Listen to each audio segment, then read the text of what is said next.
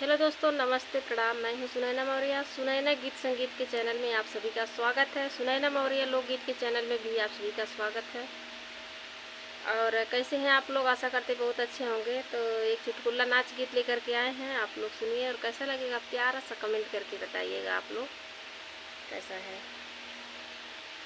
गोरखपुर का पानावा सोपरिया हमरे मानक, गोरखपुर का पानावा सोपरिया हमरे मानक, गोरखपुर का पानावा सोपरिया हमरे मानक, सासू हमरे मानक ससुर हमरे मानक, सासू हमरे मानक ससुर हमरे मानक, सैया बेईमानवा करल अपने मानक, सैया बेईमानवा करल अपने मानक, गोरखपुर का पानावा सोपरिया हमरे मानक, गोरखपुर का पानावा सोपरिया हमरे मानक, जेठ हमरे मानक जेठानी हमरे मानक, जेठ हमरे मानक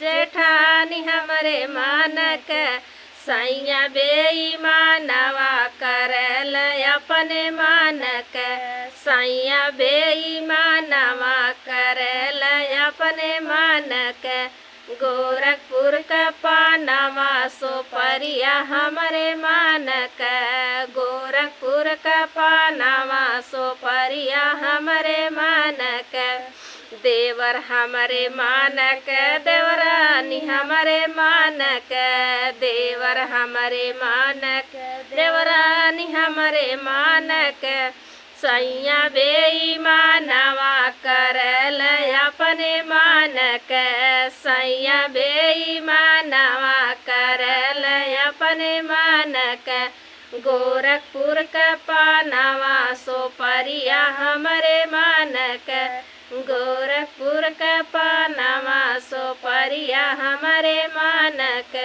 कैसा लगेगा कमेंट करके बताइएगा आप लोग।